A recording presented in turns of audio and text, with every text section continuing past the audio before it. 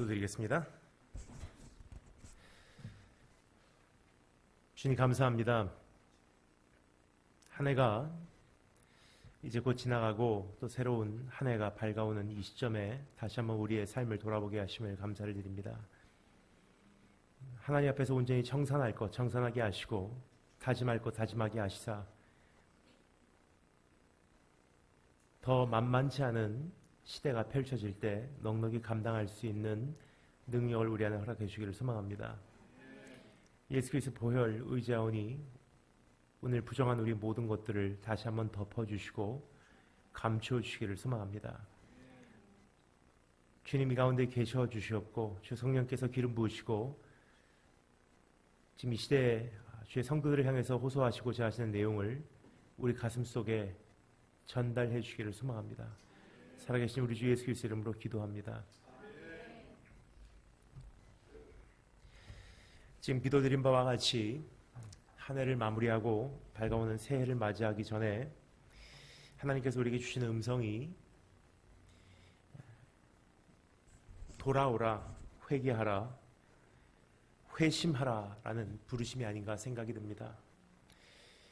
지나온 한 해를 한번 청산하고 새로운 한 해를 준비하고자 하는 그러한 우리에게 꼭 필요한 음성이 아닌가 생각이 됩니다. 배역한 자식들아 돌아오라, 내가 돌아오려거든 내게로 돌아오라 라고 오늘 이 말씀을 통해서 우리를 부르시고 계신 음성을 우리가 듣기를 원합니다. 예레미야 2장부터 28장까지는 나라와 민족을 향해 외치는 예레미야 선지자의 설교가 기록이 되어 있습니다. 크게 나누어서 12편의 설교가 구분이 가능한데 지금 우리가 살펴보고자 하는 이 본문 말씀은 예레미야 선지자의 두 번째 설교로 이해하시면 정확합니다. 참된 회개를 위한 올바른 깨달음과 참된 회개를 향한 온전한 마음가짐에 대한 소개가 기록되어 있는 내용입니다.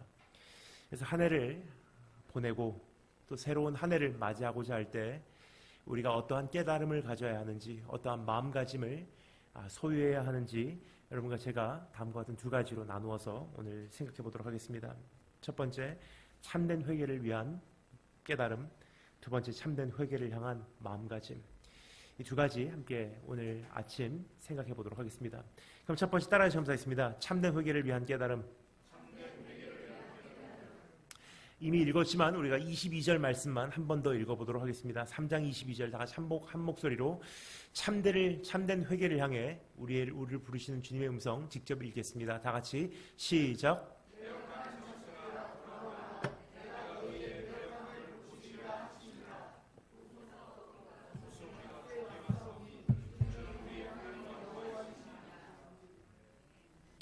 주님께서는 우리를 참된 회개로 부르시고 계십니다. 이것이 한 해를 마치고 또 새로운 한 해를 맞이하고자 하는 우리의 가장 우선적인 자세가 아닌가 생각이 듭니다. 여러분 이번 한 해 어떻게 사셨습니까? 분주하게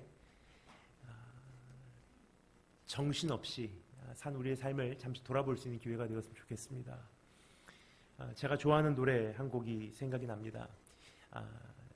세상을 살아가는 지혜라는 곡입니다.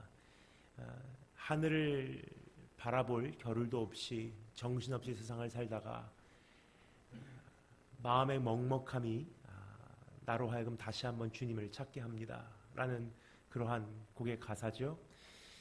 오늘 이 한 해를 마무리하는 이제 얼마 남지 않은 시간을 앞두고 있을 때 여러분 한 해를 한번 돌아볼 수 있는 시간이 되었으면 좋겠습니다. 내가 결심하고 시작했던 것들을 이루어냈는가?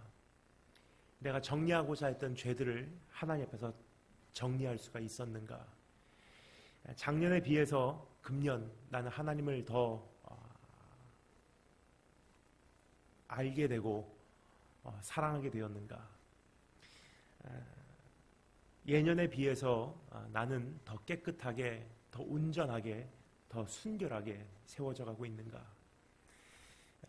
우리가 주님 앞에서 개인적으로 말씀드려야 될 내용들이 아닌가 생각이 됩니다. 오늘 이 말씀에 보면 어떠한 삶을 살아왔는지 돌아보고 이제는 돌아오라고 말씀하시고 계신 주님의 음성을 우리가 들을 수가 있습니다. 조금 더 구체적으로 말씀드리자면 배역한 자리에서 돌아오라고 우리를 부르시고 계신 음성을 우리가 들을 수가 있습니다. 우리말로는 배역하다라는 단어로 번역이 되어 있는데요. 영어로는 unfaithfulness라고 표현이 되고 있습니다. 예레미야 선지서를 보면요, 크게 나누어서 두 민족을 향해서 말씀이 선포가 됩니다. 첫 번째는 북쪽 나라 이스라엘과 두 번째는 남쪽 나라 유다입니다. 근데 북쪽 나라 이스라엘을 향해서는 faithlessness라고 하는 단어로 그들을 정죄하고 있습니다. faithlessness라는 단어는요, 신앙 자체가 없다는 뜻이에요. 하나님에 대해서 들은 적도 없고 신앙에 대해서 익숙하지도 않고 신앙 생활에 대해서 어색하게만 느껴지는 이들을 향해서 faithlessness, 신앙이 없다라고 이야기하고 있습니다. 하지만 남쪽 나라 유다를 향해서는요, 여기 사용되고 있는 단어 배역함, 영어로는 unfaithfulness, 무슨 뜻이냐면 한때 하나님을 믿었지만은 지금은 돌아선 민족을 향한 부르심의 내용인 것입니다. 이것은 배반 행위를 의미합니다. 한때 신앙을 소유했다가 지금은 그 신앙을 그만큼 살아내지 못하고 있는 하나님의 자칭 백성들을 향해서 일컫고 있는 죄명입니다. 성실하고 충실하지 못한 관계성을 향해 말하고 있는 내용이 아닌가 생각이 됩니다. 그렇습니다. 배역함이란 받은 은혜에 대한 감격을 잊어버린 삶을 가리켜 말하고 있는 것입니다. 다른 말로 표현하자면 받은 사랑과 용서와 은혜만큼 살아내지 못했다는 뜻을 이야기하고 있는 것입니다. 우리가 이제 2018년을 청산하고자 할 때 주님 앞에 회개해야 될 내용이 바로 이것이 아닌가 생각이 됩니다. 받은 만큼 내가 살아냈는가. 요한계시록을 보면 하나님께서 이 땅을 심판하러 오실 때 가장 우선적으로 교회를 향한 심판의 말씀을 선포하시고 계신 것을 우리가 들을 수가 있습니다. 요한계시록 1장 서론이죠. 그리고 4장부터는 세상을 향한 심판과 하나님의 구원받은 백성을 향한 약속이 기록이 되어 있습니다. 하지만 그 전에 2장 3장의 내용은 교회를 향한 책망의 음성과 칭찬의 음성이 기록이 되어 있다는 점을 여러분 기억해 주시면 감사하겠습니다. 즉 하나님께서는 세상을 심판하시기 전에 교회를 먼저 심판하시고 교회 안에서도 사역자와 중직자들부터 주님께서는 심판해 나가신다는 사실을 기억하기를 원합니다. 특히 새신자들보다도 또 오랫동안 신앙을 이어받아 지금까지 진행해온 모태신앙자들에게 하나님께서 더 큰 바람이 계시지 않나 생각이 됩니다. 받은 만큼 살아내지 못한 그런 우리의 모습이 있지 않았는지 한번 내 자신을 돌아볼 수 있는 기회가 되었으면 좋겠습니다. 옳은 길이 무엇인지 알면서도 자기 욕심에 이끌려서 달려온 인생에 대해서 주님께서 오늘 부르심을 주시고 계십니다. 돌아오라. 나누어진 마음으로 신앙생활을 정신없이 진행해온 형식에 대하여 주님께서는 오늘 심판의 음성을 선포하고 계신 바입니다. 조금 더 구체적으로 말씀드리고자 그들의 배역함에서 배출되는 죄악들에 대해서 예레미야 선지자가 예레미야 5장에서 지적하는 내용을 잠시 설명을 드리도록 하겠습니다. 왜냐? 죄의 열매를 봄으로 그 죄의 뿌리를 조금 우리가 추적할 수 있기 때문입니다. 따라서 우리의 오늘 현실을 지금 말씀드리고자 하는 이 형상들에 이렇게 거울로 비추어서 오늘 나의 자신도 살펴볼 수 있는 기회가 되었으면 좋겠습니다. 예레미야 5장에 보면요, 이러한 배역함을 통해서 형성되는 그러한 모습들이 있음을 발견할 수가 있는데, 첫 번째는 정의를 행하는 자와 진리를 구하는 자가 한 사람도 없다는 사실을 성경은 이야기하고 있습니다. 여러분은 펼치지 않아도 괜찮습니다. 제가 읽어드리도록 하겠습니다. 시간 관계상 지금 두 번째 설교의 내용입니다. 예레미야 선지자의 12편의 설교 중에 두 번째 설교를 우리가 살펴보고 있죠. 한 부분을 우리가 지금 줌인해서 정리하고 있는 바입니다. 근데 그 중에 5장에 보면요, 그러한 죄악들로 인해서 형성된 현실들이 있습니다. 첫 번째, 정의를 행하는 자와 진리를 구하는 자가 한 사람도 없다는 사실. 5장 1절, 너희는 예루살렘 거리로 빨리 다니며 그 넓은 거리에서 찾아보고 알라. 한 사람이라도 있으면 말해보라는 거예요. 너희가 만일 정의를 행하며 진리를 구하는 자를 한 사람이라도 찾으면 내가 이 성읍을 용서하리라. 지금 이 시대를 바라보며 가끔 한탄할 수밖에 없는 내용이 바로 이러한 내용이 아닌가 생각이 됩니다. 옳은 것이 그릇되게 여겨지고 그릇된 것이 옳게 여겨지는 시대, 정상이라고 여겨졌던 것을 이야기하면요, 오히려 그것은 배려하지 못한다는 것으로 이해되는 시대, 너무나 악한 시대가 되어버리지 않나 생각이 됩니다. 가끔 이렇게 문득문득 드는 소름 끼치는 깨달음은 제정신으로 살아가고 있는 사람들이 이 시대에 얼마나 될까 하는 생각을 하게 된다는 것입니다. 다 핸드폰에 정신 팔려 있고요, 무언가에 미쳐 있고요, 어딘가에 쫓기고 있는 사람들의 발걸음을 보게 됩니다. 여러분 어떠신지요?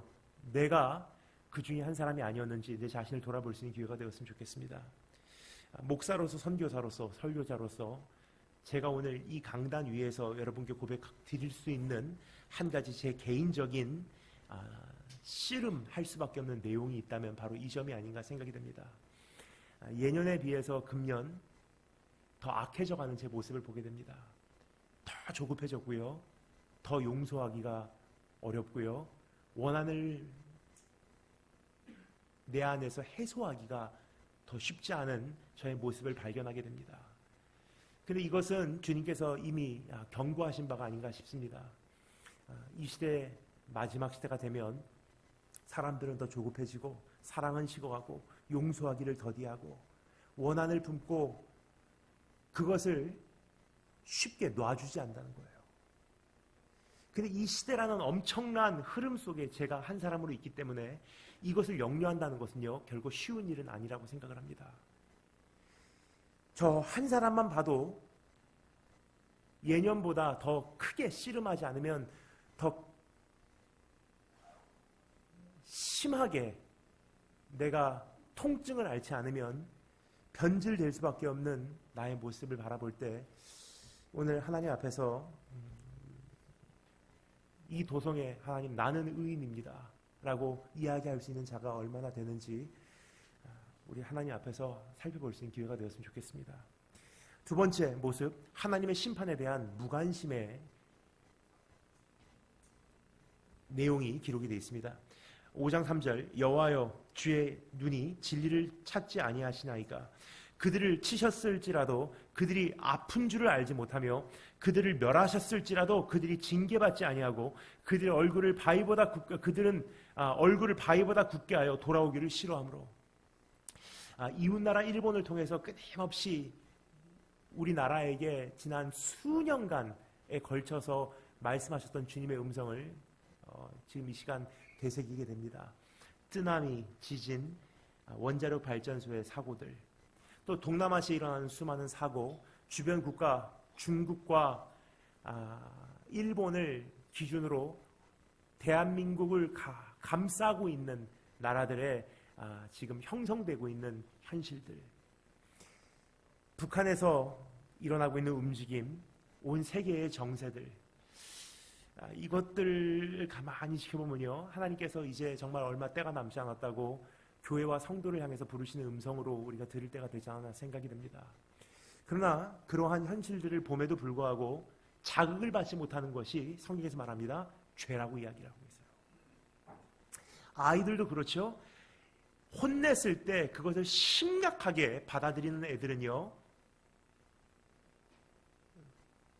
그 경책이 짧아져요. 근데 혼냈는데도 불구하고 오히려 그것을 가볍게 여기는, 업신여기는 아이들은요, 그 경책함이 기간이 연장되고요, 강도가 강화된다는 사실을 우리가 너무나 잘 알고 있지 않습니까? 예수님께서 하셨던 말씀 여러분 기억하시는지요? 사람들이 와서 저 망대가 무너져서 죽은 사람들, 그 사람들의 죄 때문입니까? 아니면 그 부모의 죄 때문입니까? 물어보죠. 주님께서 그들에게 뭐라고 말씀하시죠? 이것은 누구의 죄 때문에가 아니라 너희도 예외가 아니야. 너희도 회개하지 않으면 이와 같이 망하리라 그러셨어요. 어떤 분이 참 무서운 설교를 하는 내용을 제가 옆에서 듣고 있다가 저는 그분을 대신해서 참 하나님을 두려웠던 적이 있음을 기억합니다.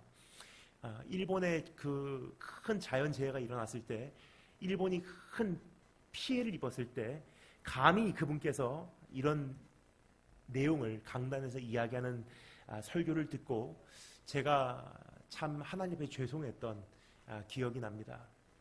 이런 내용이었습니다.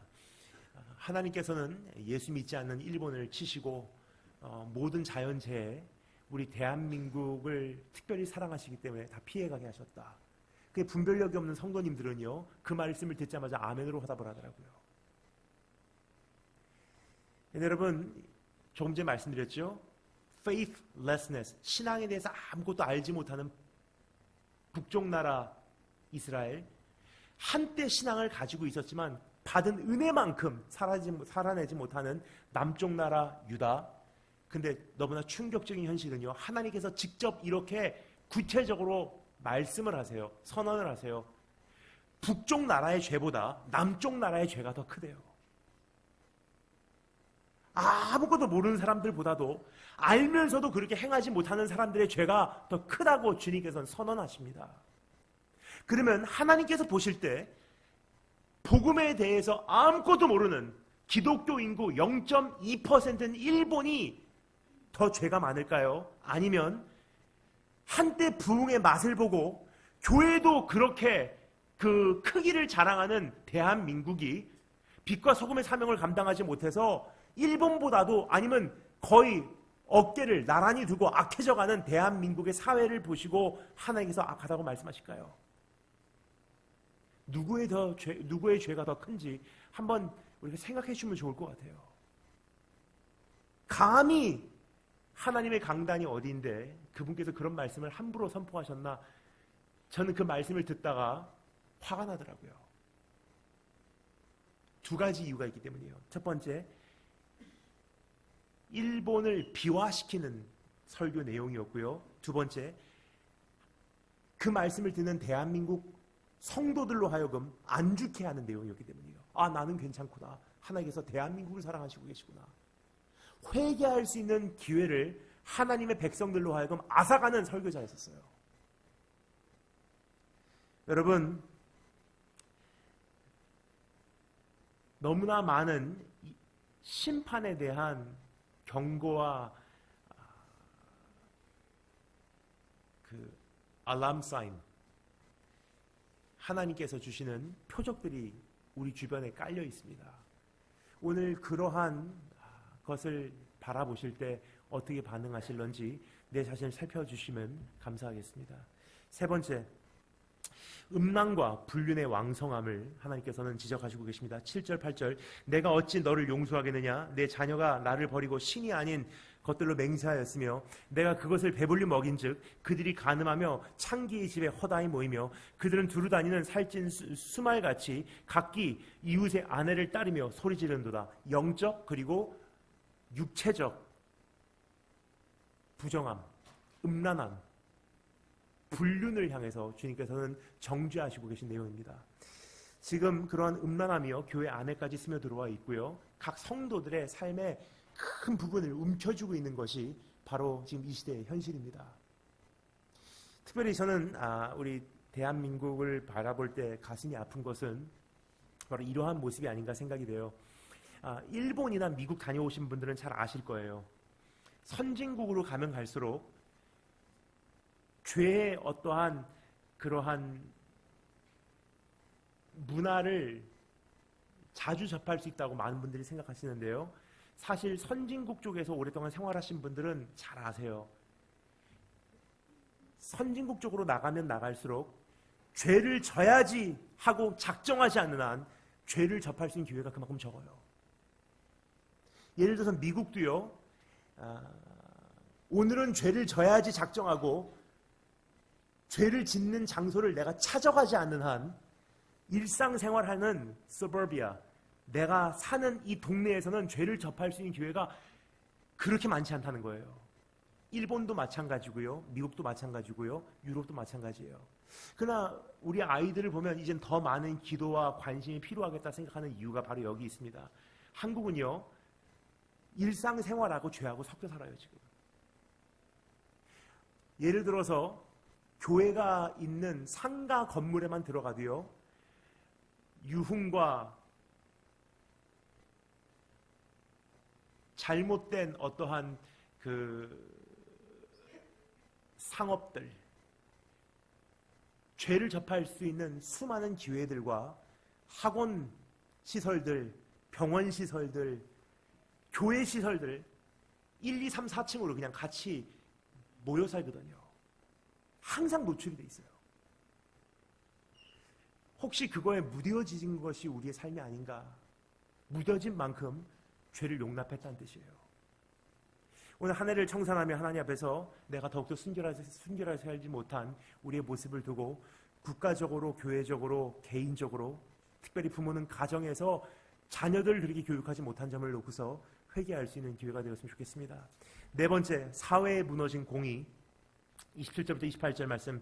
세장의 새들이 가득함 같이 너희 집에도 속임이 가득하도다. 그러므로 너희가 번창하고 거부가 되어 살찌고 윤택하며 또 행위가 심히 악하여 자기 이익을 얻으려고 송사 곧 고아의 송사를 공정하게 하지 아니하며 빈민의 재판을 공정하게 판결하지 아니하니. 시간 관계상 더 읽지는 않겠습니다. 하지만 수많은 선지자들의 하나님의 말씀을 읽을 때 절대로 빼놔서는 안 되는 한 가지 요소가 있다면요, 소셜 저스티스, 사회의 공의예요. 개개인의 죄성으로 인해서 감염이 되기 시작하는 사회는요, 그런 개개인으로 형성된 사회의 구조는 반드시 망하게 돼 있다는 거예요. 따라서 우리가 한 가지 기억하기를 원합니다. 우리 대한민국 대통령만 바뀌면 우리나라 잘 살 것이다. 예수 믿는 대통령만 세워지면은 우리나라는 이제 사회적으로 바로 설 수 있을 것이다. 여러분, 꿈에서 깨시기를 바랍니다. 왜냐하면요, 사회 문제는요, 사회학이 발전이 개발이 되지 않아서가 아니에요. 심리학이 발전하지 못해서가 아니에요. 경제학이 바로 인용되지 못해서가 아니에요. 이 사회에 있는 모든 문제는요, 사람의 마음 문제예요. 다른 말로 표현해 볼까요? 성경에서는 그것을 죄 문제라고 이야기하고 있어요. 죄 때문에 파괴되어서 가정도 파괴되고 교회도 파괴되고 사회도 파괴되고 사회, 정치, 경제, 구조가 다 망하게 되는 거예요. 근데 우리가 지금 문제 헛짓고 있다고 생각 안 하십니까? 대통령만 바뀌면, 국회의원만 바뀌면, 정부만 바뀌면, 경제적 어떠한 구조만 재형성되면 절대로 바뀌지 않습니다.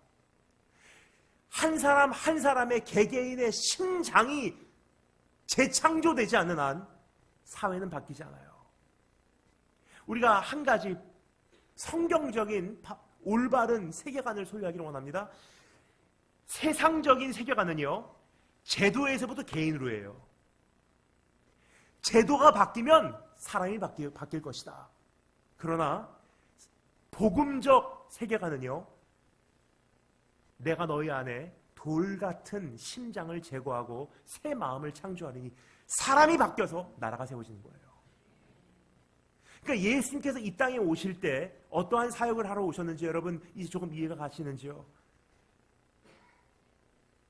개인의 국가, 어떠한 나라가 잘 돼서 한 사람에게 영향을 주고자 오신 분이 아니세요.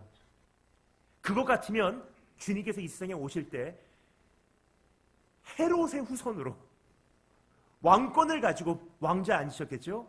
나라를 세우면 예수 믿는 대통령만 제대로 세워지면, 하나님을 두려워하는 왕만 제대로 되면은 사람이 바뀔 거라고 우리가 여전히 오해하시고 계신 분들이 계시겠지만, 그것이 주님의 방법이었다면요, 이 세상에 오실 때 왕좌로 오셨을 거예요. 근데 우리가 열왕기상, 열왕기하를 통해서 계속 목격할 수 있는 한 가지 현실은 무엇입니까? 왕들이 잘못해서 백성이 잘못되고요. 왕들이 잘 돼도 백성이 악해서 나라가 안 되는 거예요. 그래서 주님께서 작정하신 것이 무엇입니까? 돌 같은 마음을 제거하고 내가 너희 안에 혈육에 살아있는 마음을 재창조하기를 원한다.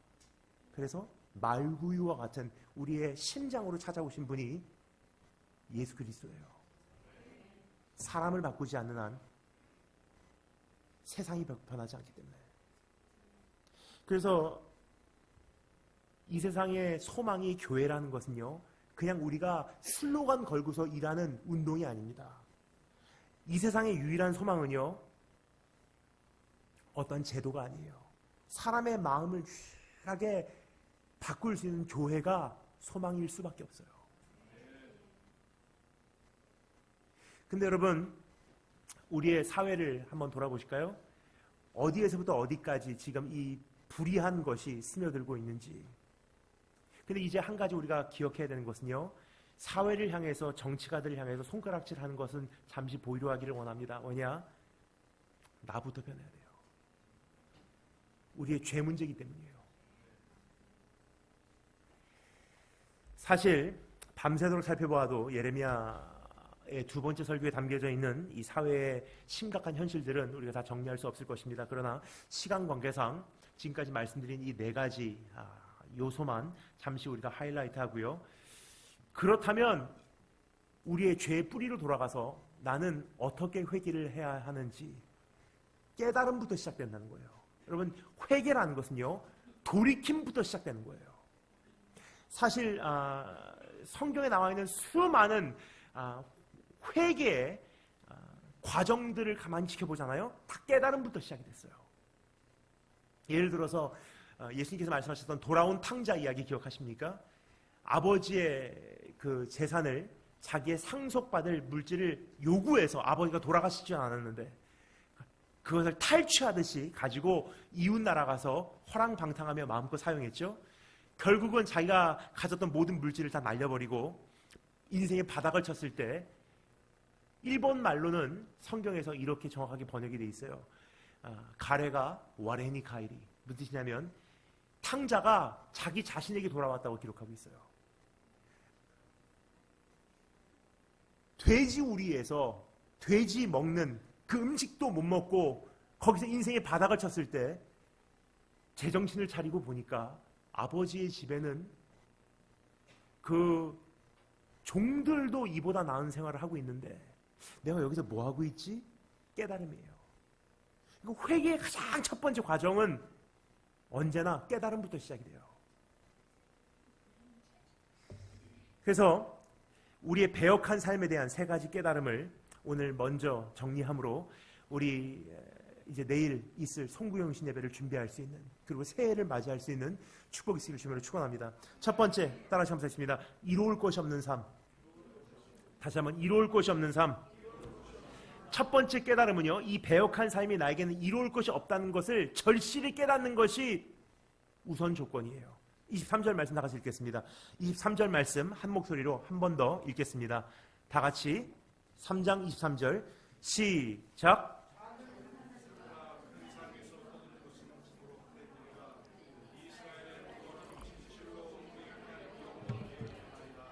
아멘. 작은 산나라 큰 산 위에서 떠드는 것은 참으로 헛된 일이라 우상 숭배에 대해서 일컫고 있는 것입니다. 그릇된 삶에 대해서 말하고 있는 것입니다. 그러한 삶 계속 진행해봤자 너에게 이로운 것 하나도 없어. 참된 회개의 첫 번째 단계는 세상의 실체를 조금이나마 바로 목격하는 것이 아닌가 생각이 듭니다.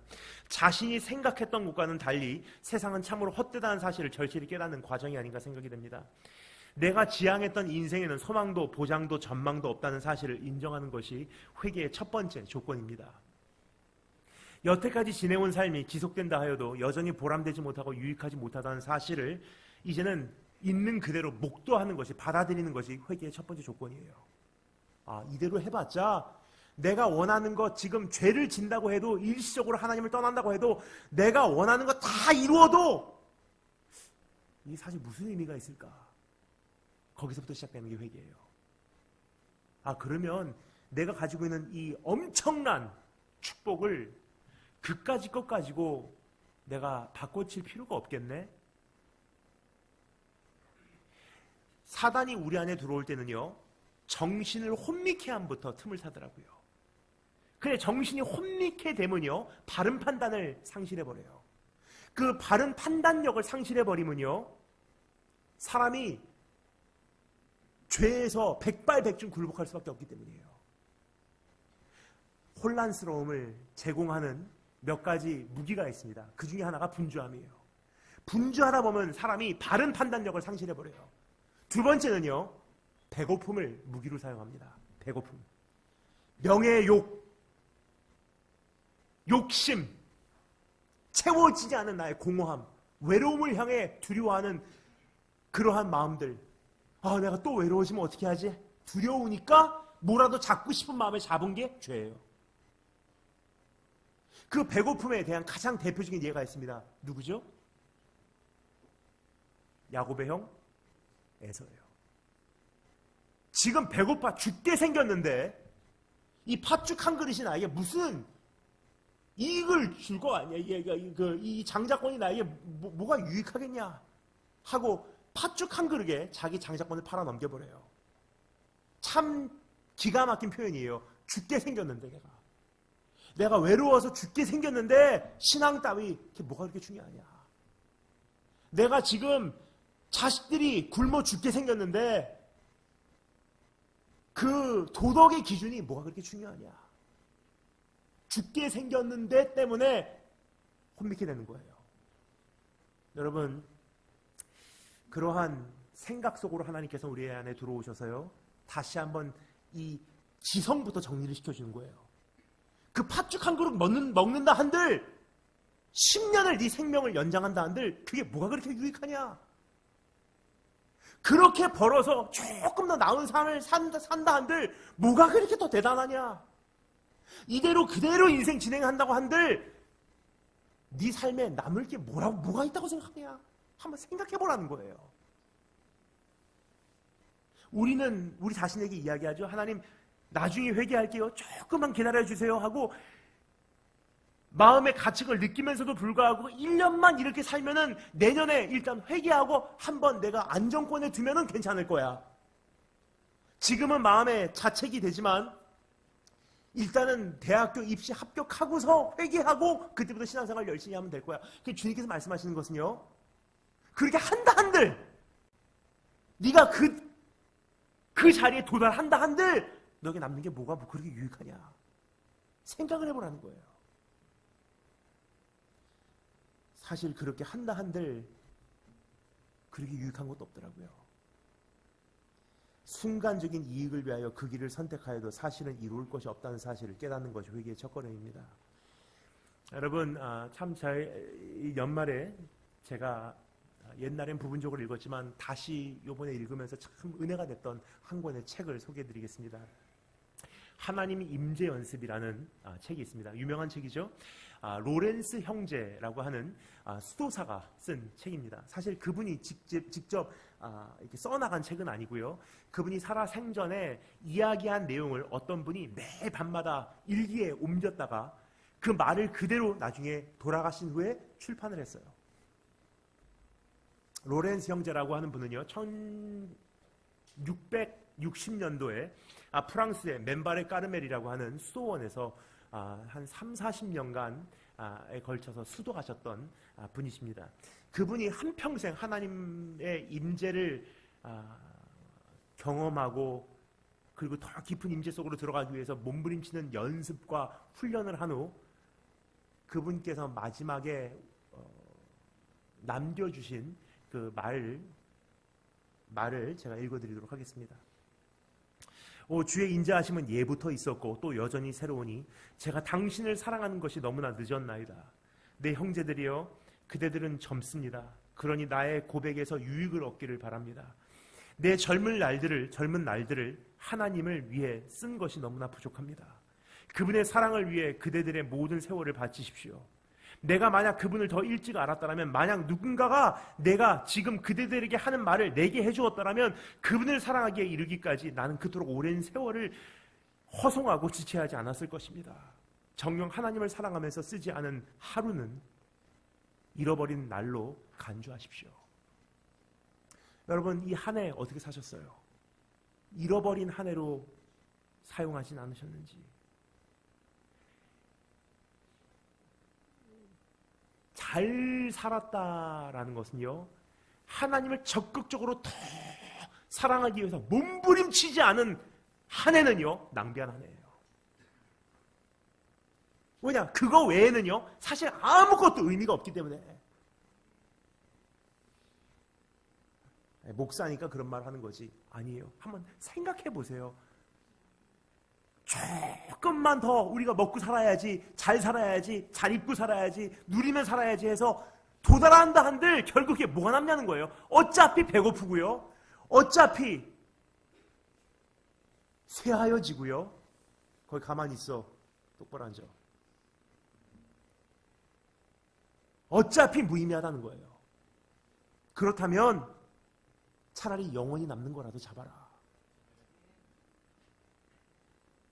두 번째 깨달음 따라하셨습니다. 멸망으로 이끄는 삶. 24절 말씀 다 같이 읽겠습니다. 24절 다 같이 한 목소리로 준비하시고 시작.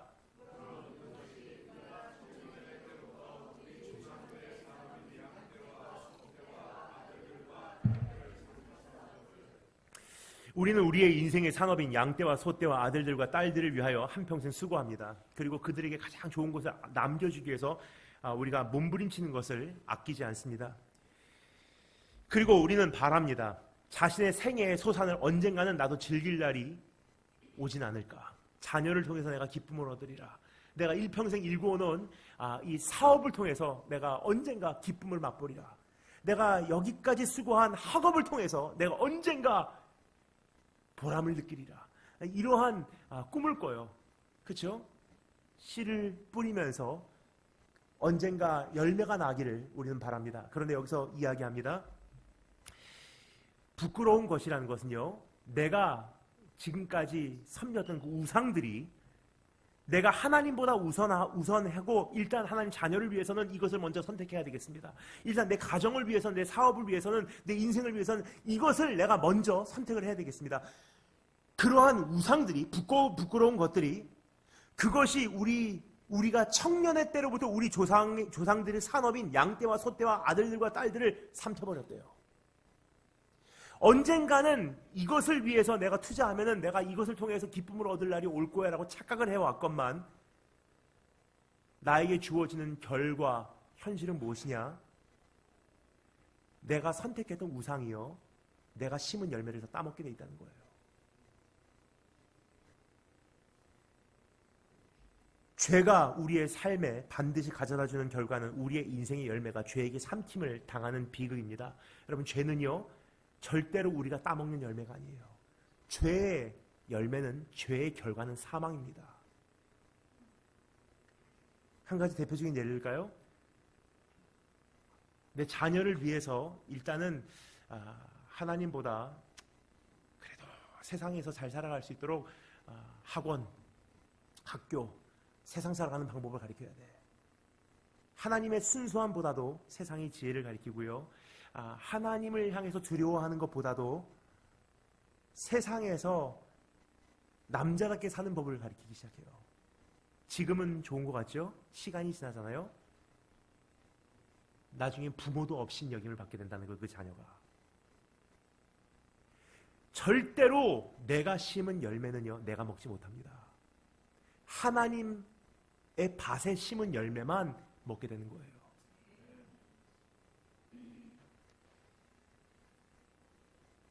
우리의 손에 한평생의 수고뿐만 아니라 우리의 자녀마저도 결국 우리에겐 남는 것이 없게 된다는 바입니다.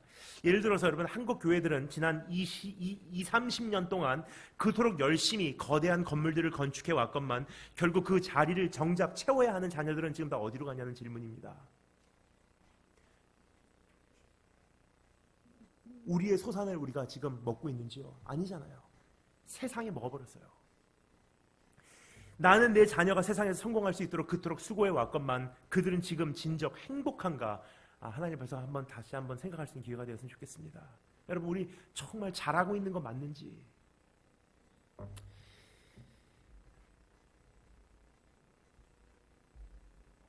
세 번째 따라 잡겠습니다. 수치와 치욕의 삶.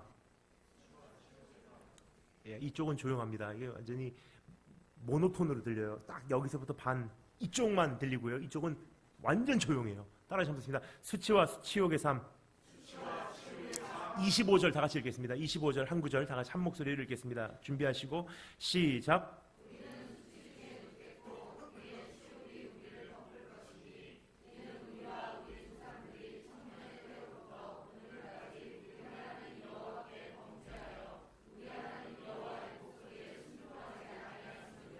아멘. 세 번째 우리가 깨달아야 되는 것은 지금 이대로 가다가는 결국은 수치와 치욕을 우리가 면치 못한다는 사실입니다. 성경에서 말하는 수치와 치욕이라는 것은요, 죄의 대표적인 열매입니다. 그러니까 우리가 보통 일반적으로 생각하는 수치와 치욕이라는 것은요, 부끄러움을 연상을 해요. 그렇죠? 아유, 부끄러워. 근데 성경에서 말하는 수치와 치욕이라는 것은요, 창세기 때부터 기록된 죄의 즉각적인 열매예요. 아담과 하와가 죄를 짓자마자 가장 먼저 경험한 감정이 뭐죠? 수치와 치욕인데요. 그것을 조금 더 구체적으로 표현하면요, 부끄러워가 아니에요. 두려움이었고요, 공포였고요, 내 영혼의 파괴됨이었고요, 죄에 대한 후회심이었고요, 내가 왜 거기까지 했을까? 죄책감이었고요, 끊임없는 이 악순환의 수용돌이 속에서 빠져나오지 못하는 감옥이었어요. 그래서 성경에서 말하는 이 지옥이라는 것은요, 물론 죽은 다음에 가는 영원한 지옥도 있지만 결국 그곳에 가는 사람들이 한평생 헤어져 나오지 못하는 인생 현실이 무엇이냐? 게헤나라고 하는 히브리어 단어가 존재합니다. 감옥이란 뜻이에요. 내가 왜 그렇게 했을까? 문득 엊그제 저질렀던, 수년 전에 저질렀던 그 일이 생각나면 얼굴이 빨개지고, 난 내 자신을 사랑할 수가 없어. 어떻게 내가 그런 죄를 졌을까? 괜찮아. 그래도 다시 한번 해봐야지. 넘어지고. 난 어차피 안 되는 사람이야. 후회심, 수치, 치욕. 계속 생각이 거기가 있다 보니까 또 그 죄에 대한 생각이 나고 그리워지고, 그 죄에 돌아가서 또 넘어지면 수치, 치욕, 죄책감, 두려움, 내일은 어떻게 될까? 공포. 이 감옥에서 헤어져 나오지 못해요. 그래서 성경이 말하는 지옥은요, 죽은 다음에 가는 지옥도 있지만 한평생 정신 붕괴 상태에서 사는 그런 지옥을 이야기하고 있는 거예요. 이것이 성경에서 말하고 있는 치욕과 수치입니다. 결국 배역한 삶, 죄는 무의미할 뿐만 아니라 멸망으로 이끄는 길이며 심적 고통의 상태에 이르게 하는 통로인 것입니다. 여러분 어떻습니까? 지금 그러한 삶을 살고 계시진 않으신지요? 지난 한 해 동안 그러한 삶과 씨름하진 않으셨는지요? 밤새도록 어떻게 할까? 내일에 대한 두려움, 과거에 대한 수치, 오늘에 대한 먹먹함, 끊임없는 반복. 그 감옥에서 우리가 고통을 당하고 있다면요, 이 땅에서 천국을 누리지 못한 거예요. 그러면요, 내가 죽는 날 하나님께서는 공의롭게 이렇게 말씀하십니다. 네가 한평생 익숙한 것이 지옥이니 영원토록 연장시켜 줄게. 그것을 다니엘서에서 이렇게 얘기합니다. 땅의 티끌 가운데서 자는 자 중에서 많은 사람이 깨어나 그날에 영생을 받는 자도 있겠지만 수치를 당하여서 영원히 부끄러움을 당할 자도 있을 것이며, 지옥이라는 것은요, 한평생 겪어온 감정이 이제 영원토록 무한대로 확대되고 확장된다는 뜻이에요. 연장된다는 뜻이에요. 우울증 걸렸던, 죽고 싶은 생각만 났던 한밤중에 그 시간이요, 영원토록 지속되는 거 생각해 보십시오. 그게 지옥이에요. 나는 왜 그렇게 했을까? 부끄러워. 죽고 싶어. 어떻게 하면 좋지? 나는 또 실패했어. 또 넘어졌어. 나는 왜 그렇게 했을까? 또 넘어지고. 내일에 대해서 또 두렵고 공포로 휩싸이고 한밤중에 그러한 공포감에 시달린 적 있지 않으세요? 1시간이라도 정신 미칠 것 같아요. 근데 그것이요, 지옥이라는 것은요, 수치와 치욕이 영원토록 가는 감옥이에요. 여러분, 오늘 그 배역한 삶, 결국 나에게 가져다 주는 것은 이롭지도 못하고 멸망만 안겨주고 영원한 감옥밖에 되지 않는다는 거예요. 오늘 그러한 배역한 자리에서 하나님 앞에 다시 한번 돌이킬 수 있는 그러한 자리에 서신 우리 한 분 한 분 되실 주님으로 축원합니다. 두 번째 따라서 하겠습니다. 참된 회개를 향한 마음가짐. 우리 4장 넘어가서 1절부터 4절까지 한 목소리로 읽겠습니다. 1절부터 4절 다 같이 한 목소리로 읽겠습니다. 준비하시고 시작.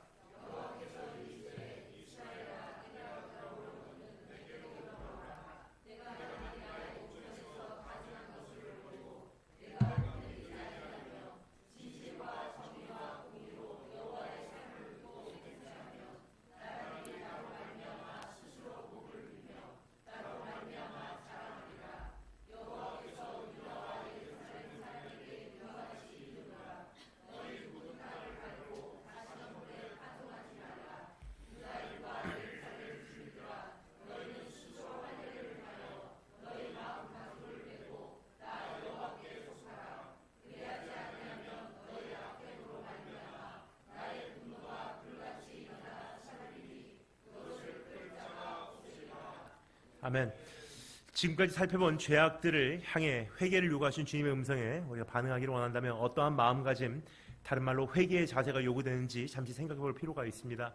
여러분, 지금까지의 내용은요, 지금까지 살펴본 내용은요, 이 깨달음은 일시적으로 우리가 회개를 향한 한 걸음을 내딛기 위한 필수 조건이고요, 지금부터는 하나님께서 우리에게 요구하시는 온전한 회개의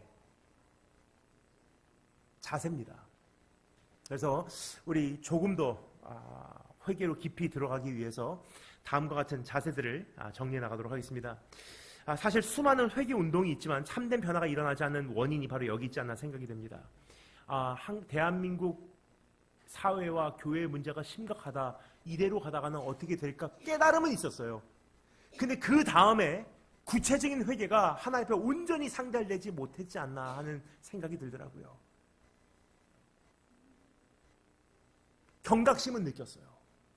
그것을 향해서 기획한 회개 운동은 있었어요. 근데 회개의 열매가 온전히 맺혀지지 못한 이유는요, 무엇이었는지 그 원인을 한번 우리가 지금 나누고자 하는 이 목록에서 점검하며 나만큼은, 우리 교회만큼은 이젠 새해 바른 회개의 자리로 나가겠노라 결단하신 축복이 있으기를 주님으로 축원합니다. 5가지 짧게만 살펴보고 내려가도록 하겠습니다. 첫 번째 따라서 감사했습니다. 주님께로 돌아가는 것. 회개의 첫 번째 조건은요, 주님께로 돌아가는 거예요. 1절 여호와께서 이르시되 이스라엘아 네가 돌아오려거든 회개하려거든 뭐라고요? 내게로 돌아오라. 회개라는 것은요, 죄책감 가지고 씨름하고 죄책감을 조금 달래는 행위가 아니라는 거예요.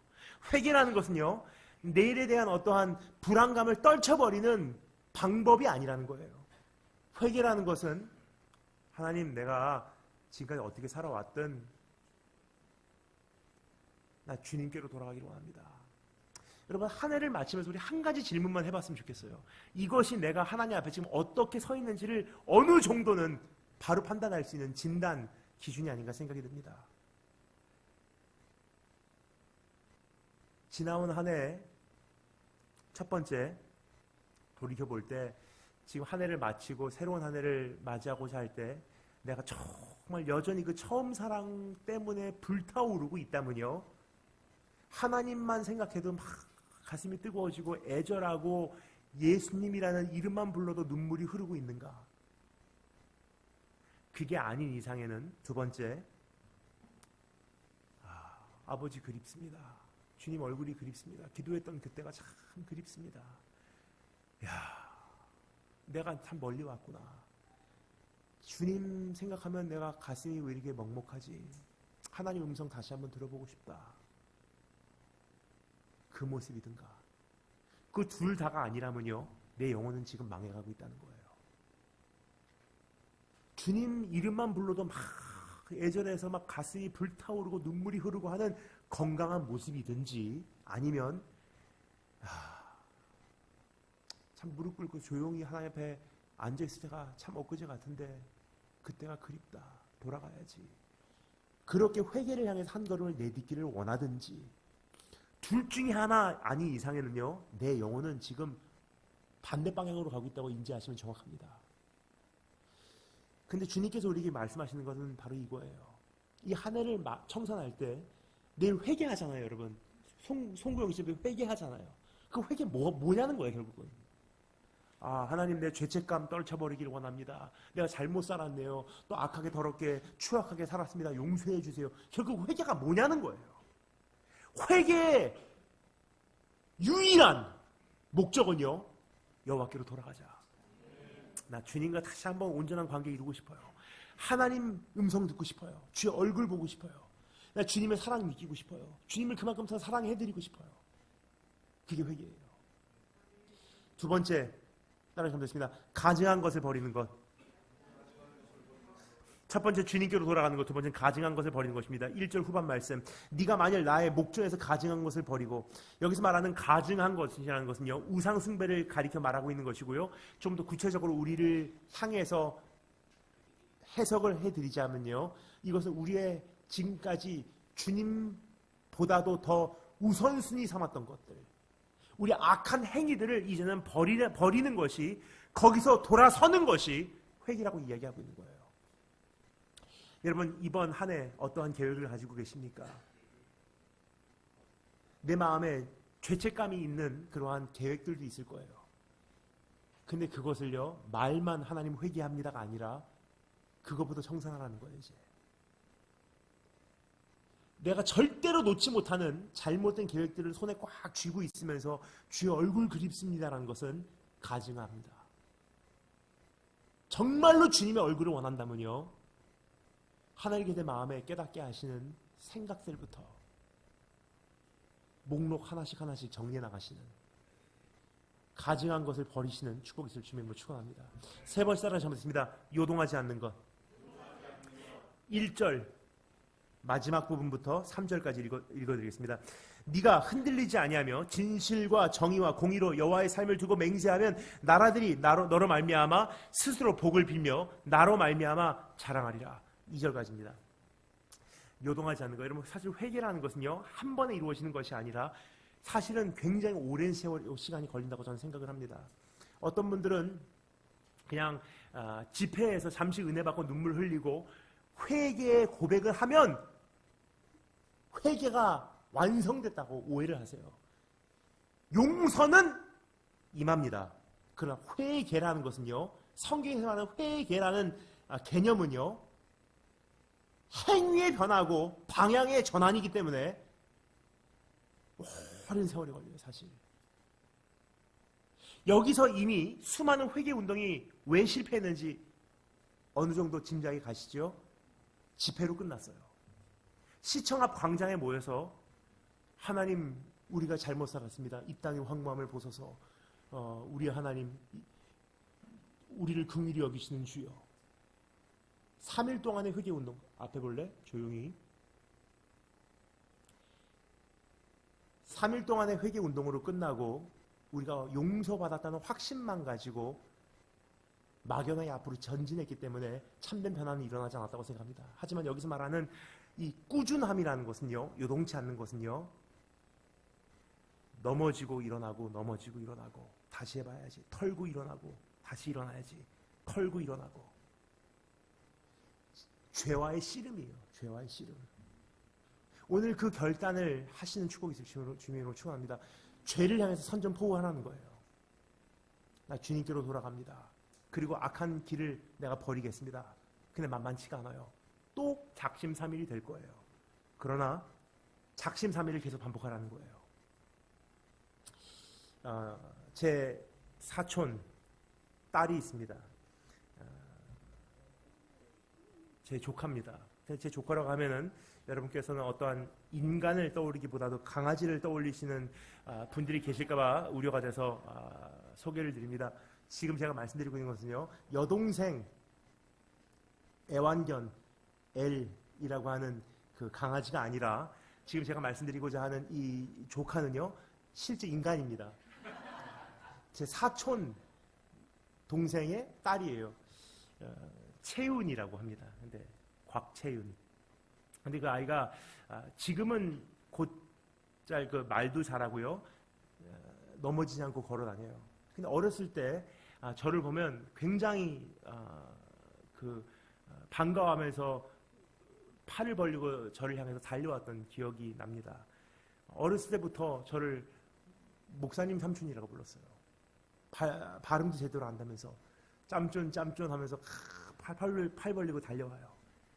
근데 달려오는 그 모습을 볼 때 어른들은 알아요. 제가 저렇게 빨리 달려오다가는 넘어지는데, 근데 한 두세 발 걷다가 넘어지죠? 쾅 하는 소리와 함께 엎어집니다. 그러면 여러분, 정상인 어른은요, 그 어린아이에게 어떻게 해야지 당연한 걸까요? 또 일어나려고 하는 어린아이에게 일어날 생각도 하지 마, 너. 또 넘어지게 돼 있어. 꾸짖는 것이 정상일까요? 그건 정신병자예요. 어린아이가 넘어지면요, 정상 어른들은 어떻게 해야지 마땅한 거죠? 또 일어나. 또 한번 달려봐. 팔 펼쳐서 또 한번 해봐. 또 달려와. 그게 정상이에요. 근데 저하고 제 사촌하고 나이가 많이 차이가 나지만, 저하고 조카하고, 그죠? 저하고 조카하고의 이 차이와는 비교할 수가 없을 만큼 하나님과 우리하고는 차이가 있어요. 무한한 차이예요, 사실. 그분이 무한하시기 때문에. 그냥 무한하신 그분이요, 무한하게 작은 우리를 보고서 그래도 잘 살려고 하다가 3일 만에 넘어지고, 회심했다가 또 죄짓고 하는 우리를 향해서 넘어질 때 일어날 생각도 하지 마, 너. 어차피 넘어지게 돼 있어. 그게 정상일까요? 아니면 또 일어나. 또 달려가면 되잖아. 그렇게 넘어지고 일어나고 넘어지고 일어나고 하다 보면 언젠가는 덜 넘어지고 더 덜 넘어지고 어느 날은 안 넘어지게 돼 있어. 그때까지 기다려주신 분이 하나님이실까요? 어느 쪽일까요? 전자예요, 후자예요? 후자예요. 그러니까 여기서 말하는 것은 너희가 진리를 두고 맹세하고 요동치 말아라. 오늘 그러한 회심을 할 수 있는, 결심을 할 수 있는 우리 한 분 한 분 되시길 주님으로 축원합니다. 네 번째 따라 참으십니다. 묵은 땅을 가는 것. 3절 말씀, 여호와께서 유다 예루살렘 사람에게 이와 같이 이르노라. 너희 묵은 땅을 갈고, 하지만 가시덤불을 파종하지 말라 그래요. 무슨 뜻이냐면요, 우리말로는 묵은 땅이라고 기록이 되어 있는데 영어로는 이렇게 번역이 됐습니다. fallow, 아니면 다른 번역에서는요 unplowed ground. 무슨 뜻이냐? 갈아보지 못한 땅을 갈라는 거예요. 아직도 시도해보지 못한 결심을 하라는 거예요. 아직도 한 번도 엄두도 내보지 못한 회심을 하라는 거예요. 단지 가시밭에게, 가시덤불에게 파종하지 말라. 이건 나중에 시간이 많이 지난 다음에 예수님께서 비유하셨던 말씀에서 어느 정도 그 진리를 알 수가 있어요. 마음 강팍한 사람들, 세상에 아직도 많은 근심과 걱정거리와 욕심을 안고 있는 사람들에게 씨 뿌리지 말라는 거예요. 참된 회심은 어디서 나타나냐? 하나님, 이거 다 의미 없더라고요. 난 주의 얼굴이 그립습니다. 그런 사람들에게 씨를 뿌렸을 때 열매가 어떻게 나타나냐면요, 하나님, 그러면 또 넘어진다 할지언정 또 하면 되니까 이번엔 또 다시 제가 결단합니다. 그림없는 결단이에요. 연속이에요. 제가 작년 말에 모든 SNS, 이메일 다 없애버렸어요. 그리고 이메일 계정 딱 하나만 만들었어요. 이거는 정말 아무 용도가 아니라 딱 신용카드 회사에서 오는 이메일, 아니면 그 비행기 티켓 받는 이메일, 호텔 컨퍼메이션 받는 이메일 용도로만 딱 하고요. 나머지는 다 깨끗하게 삶을 청산을 했어요. 뭐냐, 작년 9월부터 금년 한 7월까지 몸이 아프다 보니까 이렇게 하다가 만약에 내가 떠나는 날이 앞에 오면은 깨끗하게 떠나고 싶다 생각하니까 무슨 뭐 미국의 이마트 같은 그 미국의 타겟이라고 합니다. 그런 데서 뭐 사라고 오는 이메일, 선전 이메일, 스팸 메일 그런 거 다 남겨놓고 가고 싶지 않더라고요. 그리고 있는 이메일 모든 계정 다 없애버리고요. 딱 이메일 하나 새로운 계정을 만들었어요. 그 이름도 기가 막혀요. 뉴맨이에요. 새로운 사람. 그렇게 만들어서 이메일 계정을 오픈을 하고 1년을 지내왔는데요. 이제 한 해를 마치려고 돌아보니까 재작년보다는 더 좋아졌어요. 작년보다는 더 깨끗해졌어요. 그러나 1년 사이에 군더더기들이 또 많이 붙었더라고요. 바나나 리퍼블릭, 타겟, 다른 뭐 회사에서 계속 이메일이 들어오는 거예요. 포기합니까? 아니에요. 금년 말 또 다시 정리해야지. 이번에 더 정리하고 또 없애고 또 깨끗하게. 여러분 오늘 다시 한번 정리하시는, 아직도 시도해보지 못한 일을 시도하시는 그러한 축복이 있을 줄을 축원합니다. 마지막 5번째 따라하시 면 되겠습니다. 삶을 정리하는 것. 4절 말씀. 유다인과 예루살렘 주민들아, 너희는 스스로 할례를 행하여 너희 마음 가죽을 베고 나 여호와께 속하라. 그리하지 아니하면 너희 악한 행동으로, 행위로, 악행으로 말미암아 나의 분노가 불같이 일어나 살으리니 그것을 끌 자가 없느니라. 나를 위하여 살았던 모든 것을 버리라는 뜻입니다. 유익하지 못한 행위를 중단하는 것입니다. 삶에 필요 없는 군더더기를 없애라는 뜻입니다. 삶에 숨어있는 불필요한 행동, 소유, 관심, 취미, 만남, 관계들을 이제 구체적으로 정리하라는 주님의 권면의 음성입니다. 여기서 특별히 주목할 수 있는 표현은요, 너의 마음의 가죽을 베고라고 되어 있어요. 무슨 뜻이냐면 성경 다른 곳에는 이것을 이런 표현으로 사용합니다. 너의 마음의 할례를 받아라. 이것은 예식과 행사적인 회개가 아니라 지극히 개인적인 차원에서 주님 앞으로 돌아오라는 표현이에요. 마음의 할례. 이것은요, 어떠한 행사로, 운동으로 끝나서는 안 되는 것이기 때문에. 그래서 주님께서 우리에게 요구하신 말씀 기억하십니까? 너희가 마음을 찢고 옷을 찢지 말라 그러세요. 유대인들 회개 예식이 있을 때마다 회개를 위한 옷이 있었어요. 그 옷은 찢고요, 자기 집에 있는 좋은 옷들은 그대로 뒀어요. 그러니까 회개 예식에 와서 주님 하고서 옷을 찢는 거 보면요, 어차피 찢어도 되는 옷이에요. 근데 하나님께서 뭐라고 말씀하십니까? 그 옷 찢지 마! 어차피 찢어도 되는 옷, 찢으려고 입고 온 옷이잖아 그거. 네가 정말로 찢어야 되는 것은 찢어서 네가 아프다 하는 옷, 이 옷만큼은 난 찢어서 찢을 수 없습니다 하는 것, 그거 찢으라는 거예요. 우리가 지금 회개한 것들 가만히 볼까요? 나에게 아프지 않은 것만 회개해서 나는 이거는 괜찮을 것 같아요. 이건 없는 것이 나에게 유익할 것 같아요. 주님께서 우리에게 요구하신 것은, 마음을 찢으라는 것은요, 아픈 회개하라는 거예요.